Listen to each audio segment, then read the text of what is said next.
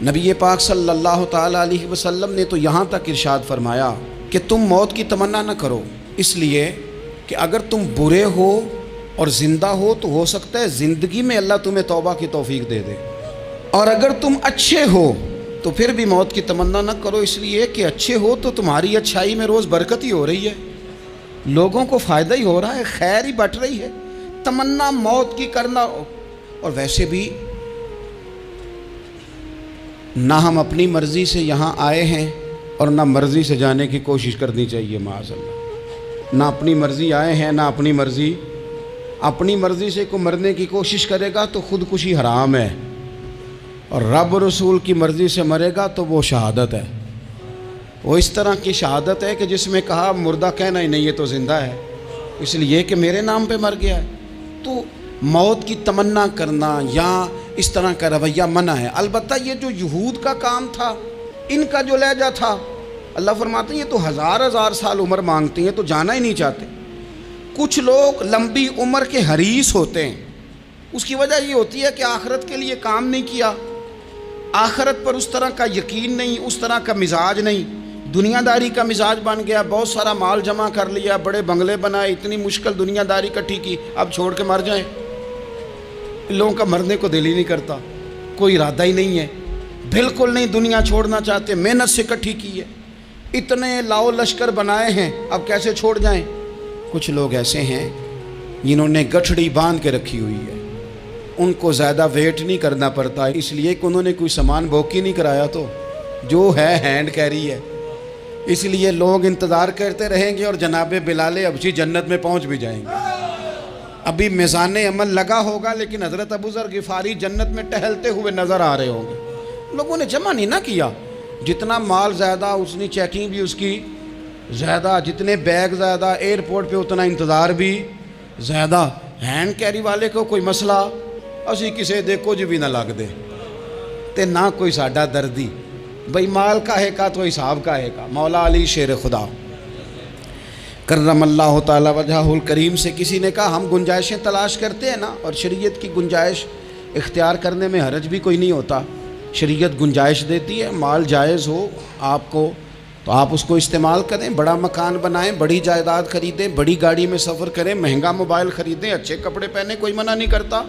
لیکن جو حضور کا مزاج ہے، جو سرکار نے اپنے لیے پسند کیا،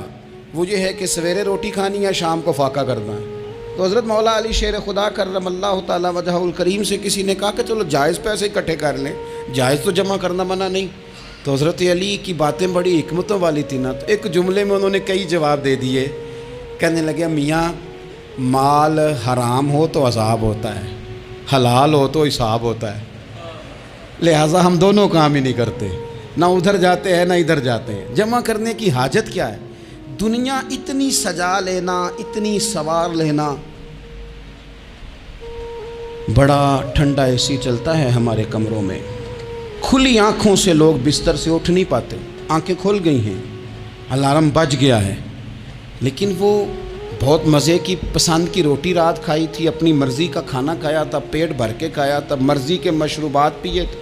ٹھنڈے کمرے میں آرام ہے، کھل گئی ہے آنکھ، موٹے الارم نے آواز دیا اٹھو، لیکن یہ غفلت ہے نا، دنیا جمع کر لی ہے نا ساری۔ میں آپ کو صحیح بتاتا ہوں، اگر یہ ساری آسانیاں نہ ہوں، دقتیں ہوں، تو کچھ رات کو ہمیں تھوڑا پسینہ بھی آئے تو بار بار آنکھ کھلے، یہ مچھر کبھی نہ سونے دے تو بار بار آنکھ کھلے، یہ تن آرام پسند نہ ہوں تو کچھ اٹھیں، کچھ رات کو گرمیوں کی چھوٹی راتوں میں بھی تہجد پڑھی جا سکے۔ لیکن اقبال کہتے ہیں لہو مجھ کو رلاتی ہے جوانوں کی تن آسانی، یہ تن آسان ہو گئے، مزاج نہیں رہا ہمارا، ہمیں آرام چاہیے، سکون چاہیے۔ آپ یقین کریں کبھی کبھی میں حیران ہوتا ہوں، رونا آتا ہے اپنی اگلی نسل پر، رونا آتا ہے، یعنی بچے مدرسے میں پڑھنے والے، چونکہ وہ اے سی والے گھر سے اٹھ کے آتے ہیں، مدرسے میں پڑھنے والے بچے کہتے ہیں جناب وہ کچھ گرمی زیادہ ہے تو میری کچھ طبیعت برداشت نہیں کرتی، تو میری اماں نے کہا تھا 4 چھٹیاں لے لو کہ موسم ٹھیک ہو جائے گا تو پھر سے تعلیم ہو جائے گی۔ تو غور سے چہرے دیکھتے ہیں تو ہم کہتے ہیں یار اگر کل کو ہمیں جہاد پہ جانا پڑا تو ہم لوگ جائیں گے، ہم میدانوں میں نکلیں گے، ہم وہ لوگ ہیں جو سختیاں برداشت کریں گے، یہ والے لوگ ہیں جو میدان میں جائیں گے، جو ایک منٹ کے لیے اتنی دنیا جمع کر لی، مرنے کو جی نہیں چاہ رہا۔ حضرت شاہ فرید الدین عطار رحمۃ اللہ علیہ کہتے ہیں میں بڑا مہنگا کاروبار کرتا تھا، عطر بیچتا تھا۔ مہنگا کاروبار ہے نا، عرب شریف کے اندر آپ جائیں تو جہاں سونے والی دکان ہوتی ہے اس کے ساتھ خوشبو والی دکان ہوتی ہے۔ مکہ مکرمہ میں دیکھ لیں، مسجد نبوی میں دیکھ لیں، مہنگا کاروبار ہے یہ، اور اب میرا بزنس تھا، کاروبار تھا۔ تو آپ فرماتے ہیں کہ ایک دن ایک بزرگ آ گئے، انہوں نے ایک شیشی دیکھی، خوشبو سونگی، دوسری، تیسری، چوتھی۔ اچھے سیل مین آگے بڑھ کے خود کہتے ہیں آپ کو کیا چاہیے؟ میں نے بھی کہا بابا جی کیا چاہیے مجھے بتائیں، کیا دیکھ رہے ہیں؟ تو بابا جی بڑے دھیمے، ٹھنڈے اور حوصلے والے لہجے میں کہنے لگے، پتر دیکھ رہا ہوں تیری جان بڑی مشکل سے نکلے گی۔ تو میں نے کہا وہ کیوں؟ کہنے لگے اتنی مہنگا تو نے مال جمع کیا ہے، کبھی مرنے لگے گا تو یہ یاد آئے گا، کبھی وہ یاد آئے گا، کبھی سادہ کر لیں، اس کو سادہ کر لیں، کبھی اس سوسائٹی والا پلاٹ یاد آئے گا، کبھی ادھر والا یاد آئے گا، کبھی لاہور والا یاد آئے گا، کہاں مرنے کو جی چاہتا ہے۔ اور پھر ایک اور دھوکہ ہے، میں بچوں کے لیے کر رہا ہوں، بچوں کے نام تو ایک دھیلا بھی نہیں، وہ تو سارا آپ کے اپنے نام ہے۔ ایسے ہی بہانہ بنایا ہوئے بچوں، کس بچے کے نام؟ بچے نے تو 50 دفعہ کہا ہے کہ وہ ایک دکان بیچ دو، میں نے کام کرنا ہے، تو ابا کہتا مراں گا تو تاں بکے گی۔ کہاں بچوں کے لیے؟ کون کہتا ہے بچوں کے لیے؟ یہ تو خواہشات ہیں جن پر ہمارا اپنا قبضہ ہے، ہر کنجی تو ہماری جیب میں، کون کہہ رہا ہے؟ وہ تو کبھی جا کے ملے گا ان کو جب موقع آئے گا۔ تو کہا یہ اتنا مال جمع کیا ہے تم پتر، تیری جان تو مشکل سے نکلے گی۔ تو کہتے ہیں میں دنیا دار تھا، دنیا دار کو نصیحت کریں تو وہ غصہ کرتا ہے، طنز کرتا ہے۔ کہتے ہیں مجھے غصہ آیا تو میں نے جھٹ سے کہا، لوگ کہتے نہیں تم اپنی قبریں جانا ہے تو میں اپنی، کہتے میں نے جھٹ سے کہا، میں نے کہا بابا میری جان تو مشکل سے نکلے گی تو تیری کیسے نکلے گی؟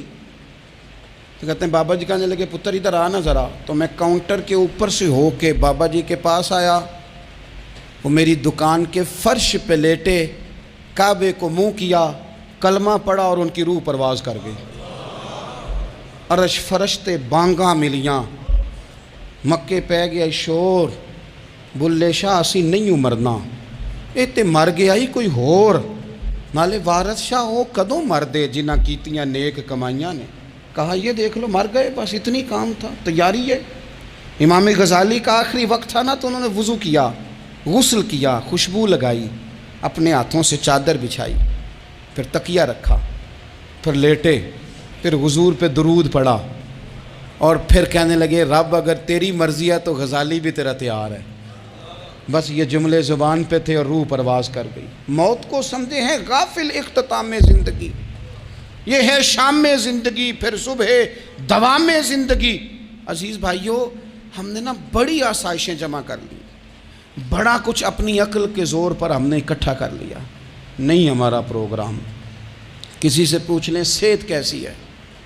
تو عمر اگر اس کی بڑی اوپر بھی چلی جا رہی ہو، اب تو خیر سالگرہ میں آنے کا رواج ہر جگہ آ گیا ہے،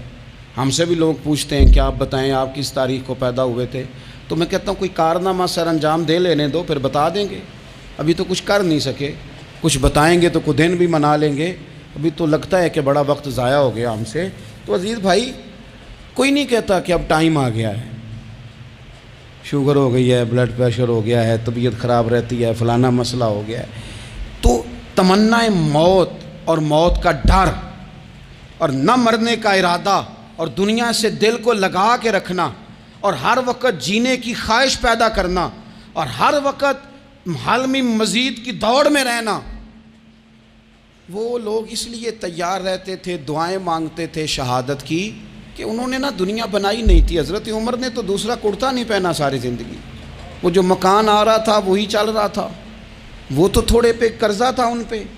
لیکن ہر نماز کے بعد صحیح بخاری میں موجود ہے وہ دعا مانگتے تھے، اللہم ارزقنی شہادتا فی سبیلک، یا اللہ ایسا نہ ہو میں تب بھی موت چلا جاؤں، مجھے اپنے رستے میں شہادت کی موت دینا۔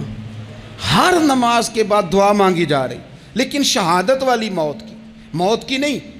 شہادت والی موت، اللہم ارزقنی شہادتا فی سبیلک۔ اور مالک مدینہ چھوڑنے کو دل نہیں کرتا، یا اللہ شہادت کی موت دینا، اور دینا بھی اپنے نبی کے شہر کے اندر، یہیں رہوں، یہیں میرا مدفن بنے۔ اللہ نے انہیں موقع دیا۔ آپ دیکھیں نا، ان لوگوں کا دل کرتا تھا۔ حضرت خالد بن ولید رضی اللہ تعالیٰ عنہ ساری زندگی میدان میں گزاری،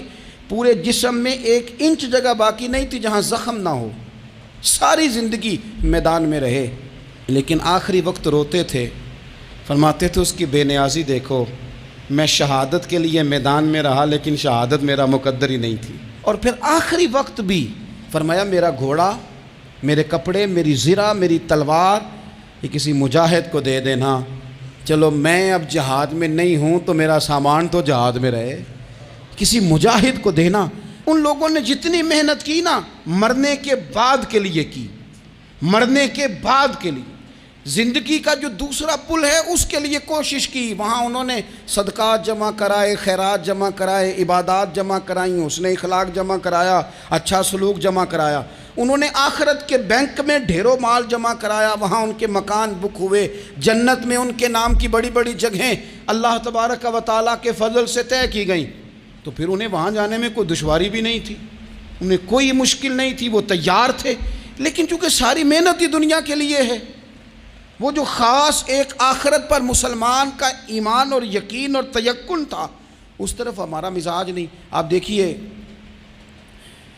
حضرت ملک الموت اسرائیل علیہ السلام نا حضرت ابراہیم علیہ السلام کی روح قبض کرنے کے لیے حاضر ہوئے، تو کہا جناب چلیے آپ کی روح لینے آیا ہوں۔ تو حضرت ابراہیم علیہ السلام فرمانے لگے اسرائیل، یہ قاضی ثناء اللہ صاحب پانی پتی رحمۃ اللہ علیہ نے اس کو تفسیر مظہری میں لکھا ہے، حضرت ابراہیم خلیل اللہ علیہ السلام فرمانے لگے اسرائیل کیا کوئی خلیل بھی اپنے خلیل کی روح قبض کرتا ہے؟ واتخذ اللہ ابراہیم خلیلا، اللہ نے تو مجھے دوست بنایا، دوست ہو کے دوست کی روح قبض کرنے جا رہا ہے۔ حضرت اسرائیل نے ارادہ چھوڑا اور حضرت ابراہیم کا وہ جملہ لے کے رب کی بارگاہ میں حاضر ہوئے، عرض کی مالک جناب ابراہیم علیہ السلام نے فرمایا ہے کہ اللہ کی بارگاہ میں عرض کرو کہ مالک کیا کوئی خلیل بھی اپنے خلیل کی روح قبض کرتا ہے؟ تو رب کریم نے فرمایا اب میرا بھی پیغام جا کے جناب ابراہیم کو دے دو، ان سے جا کے کہو رب فرماتا ہے کیا کوئی خلیل بھی اپنے خلیل کی ملاقات کو ناپسند کرتا ہے؟ آپ کو تو ملنے کو بلا رہے ہیں، موت تو ایک پل ہے، یہاں سے گزریں گے تو جا کے محبوب سے ملیں گے، تو کیا کوئی خلیل بھی ناپسند کرتا ہے کہ وہ اپنے خلیل سے ملاقات نہ کرے؟ حضرت سیدنا اسرائیل علیہ السلام پیغام لے کے آئے اور کہا ہے اللہ کے خلیل رب فرماتا ہے کیا خلیل بھی خلیل کی ملاقات کو تو حضرت ابراہیم تو کھول کے روئے، کہنے لگے اب دیر نہ کر، اب ذرا جلدی کر، اب ذرا جلدی لے جا۔ اور میرے نبی پاک صلی اللہ علیہ وسلم نے فرمایا، سیاستہ میں حدیث ہے، فرمایا تم میں سے جو رب سے ملنے کو پسند کرتا ہے نا، جو اللہ سے ملنے کا شوق رکھتا ہے نا، اللہ بھی اس کی ملاقات کو پسند فرماتا ہے۔ تم میں سے جو رب سے ملنے کا شوق رکھتا ہے، اقبال کیا کہتے ہیں؟ کہتے ہیں تیرے عشق کی انتہا چاہتا ہوں، تو میری سادگی دیکھ میں کیا چاہتا ہوں، میرا ذرا سا تو دل ہے مگر شوق اتنا، میں وہی لن ترانی سنا چاہتا ہوں، مالک میرا دل کرتا ہے میں تجھ سے کہوں رب آرینی، میں تجھے دیکھنا چاہتا ہوں، اور تو مجھے کہے لن ترانی تو نہیں دیکھ سکتا، میرا ذرا سا تو دل ہے مگر شوق اتنا، میں بھی وہی لن ترانی سنا چاہتا ہوں۔ پھر خود ہی کہنے لگے او بھری بزم میں راز کی بات کہہ دی، میں بڑا بے ادب ہوں سزا چاہتا ہوں۔ یہ تو سب کو بتانے والی بات ہی نہیں تھی جو میں نے بتا دی، بھری بزم میں راز کی بات کہہ، بڑا بے ادب ہوں سزا چاہتا ہوں۔ نبی کریم علیہ السلام نے فرمایا تم میں سے جو رب کی ملاقات کا شوق رکھتا ہے نا، اللہ بھی اس کی ملاقات کو پسند فرماتا ہے۔ اور فرمایا تم میں سے جس کا رب سے ملنے کا شوق نہیں نا، اللہ بھی اس کی ملاقات کو پسند نہیں فرماتا۔ یہ سیاستہ میں حدیث ہے، ایک دفعہ غور کر نہ لیں، فلاں سے ملنے کو بھی جی چاہتا ہے، فلاں علاقہ دیکھنے کو بھی جی چاہتا ہے، فلاں کی ملاقات کو بھی جی چاہتا ہے، کبھی اس کو ملنے کو بھی جی چاہتا ہے جس نے بنایا ہے سارا کچھ، کبھی اس کی صحابہ تو تڑپ کے حضور کی بارگاہ میں آئے تھے نا، وَإِذَا سَأَلَكَ عِبَادِي عَنِّي فَإِنِّي قَرِيبٌ، تڑپ کے کہا تھا یا رسول اللہ صلی اللہ علیہ وسلم سالوں بیت گئے، سجدے کرتے، عبادت کرتے، روزہ رکھتے، حج کرتے، زکوٰۃ دیتے، اب دل کرتا ہے کبھی وہ ملے، کبھی اسے دیکھیں، کبھی اے حقیقت منتظر نظر آ نہ لباس مجاز میں، لاکھوں سجدے تڑپ رہے ہیں میری جبین نیاز میں، دل کرتا ہے ملنے کو تو جب صحابہ نے آ کے حضور کی بارگاہ میں یہ عرض کی نا یا رسول اللہ رب سے ملنے کو جی چاہتا ہے، تو اللہ نے فرمایا وَإِذَا سَأَلَكَ عِبَادِي عَنِّي فَإِنِّي قَرِيبٌ، اے محبوب جب میرے بندے آپ کے پاس آ کے میرے بارے میں سوال کریں تو ان سے فرما دو میں تو ان کے قریب ہی ہوں، جب بھی دعا مانگیں گے میں ان کی دعاؤں کو قبول فرماؤں گا، میں قریب ہوں ان کے۔ اپنے دل کے اندر شوق ہو، اللہ رسول کی طرف بڑھنے کا شوق ہو، مسلمان موت سے نہیں ڈرتا۔ لیکن صحیح بخاری اور صحیح مسلم میں حدیث ہے، نبی پاک علیہ الصلوۃ والسلام نے فرمایا آج ایک مسلمان 1000 کافر کو آگے لگا لیتا ہے اور کافر بھاگ جاتا ہے، ایک وقت آئے گا ایک کافر ہوگا اور 1000 مسلمان کو بھگا ڈالے گا۔ یا رسول اللہ کیوں؟ ہمارے پاس اسلحہ نہیں ہوگا، ہمیں لڑنے کا سلیقہ نہیں آئے گا۔ تو نبی پاک علیہ السلام نے فرمایا یہ مسئلہ نہیں، تمہیں وہن ہو جائے گا، وہن۔ یا رسول اللہ یہ وہن کیا ہوتا ہے؟ تو حضور نے فرمایا تمہیں نا زندگی سے پیار ہو جائے گا، تمہیں مرنا برا لگے گا، کراہت آئے گی مرنے سے، تم مرنا نہیں چاہو گے۔ تو جب کسی کو زندگی سے پیار ہو جائے تو پھر وہ بھاگتا ہے، پھر وہ ہر بندے کی ہر بات مانتا ہے چونکہ وہ جینا چاہتا ہے۔ اور کچھ لوگ ایسے ہوتے ہیں وہ جب بدر میں مسلمان پہنچے نا تو جاسوس بھیجا ابو جہل نے، کہا جاؤ پتہ کر کے اور لوگ کتنے ہیں اور ان میں جوان کتنے ہیں، بوڑھے کتنے ہیں اور اسلحہ کتنا ہے۔ جاسوسی اس دور میں بڑی آسان تھی، کوئی مخصوص وردی تو فوجیوں کی ہوتی نہیں تھی۔ تو وہ شخص آ گیا،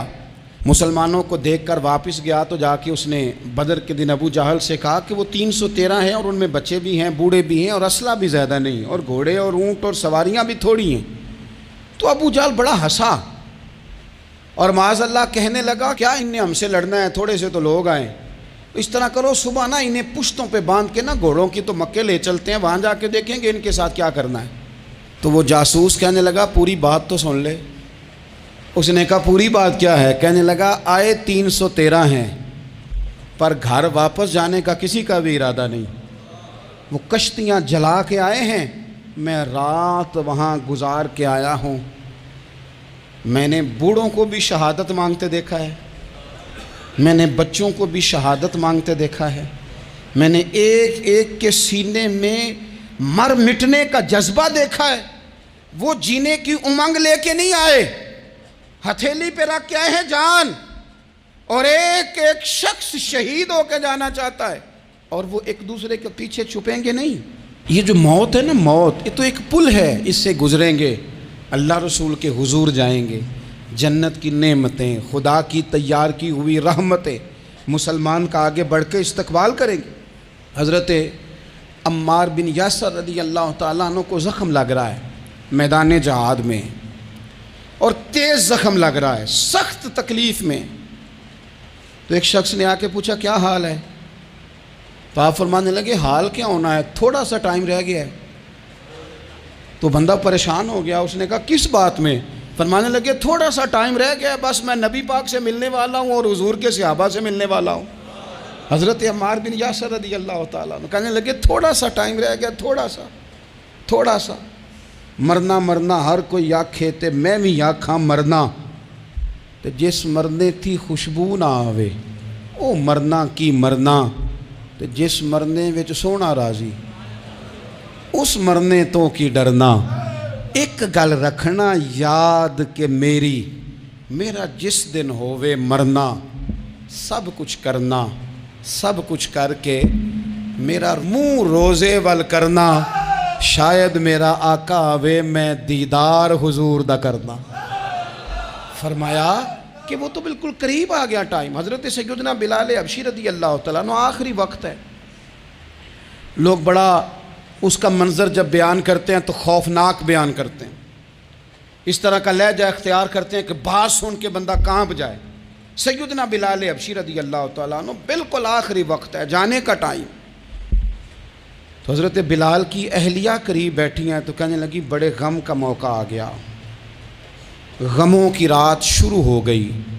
حالات میرے لیے مشکل آ گئے۔ آپ نے فرمایا کیا ہوا؟ کہنے لگی آپ جا رہے ہیں؟ تو حضرت بلال کہنے لگے یہ غم کا موقع نہیں، یہ تو خوشی کا موقع ہے، میں جاؤں گا تو حضور سے ملوں گا نا، جاؤں گا تو نبی پاک سے ملاقات ہوگی، یہ تو میرا ملاقات کا وقت آیا۔ تو اپنی زندگی کے اندر انسان کچھ اپنی آخرت کے لیے کرے، کچھ زادراہ جمع کرے، کچھ وہ تیاری کرے، کچھ اس کے پاس ایسے اعمال ہوں جس کی بنیاد پر اس کا رب رسول کی بارگاہ میں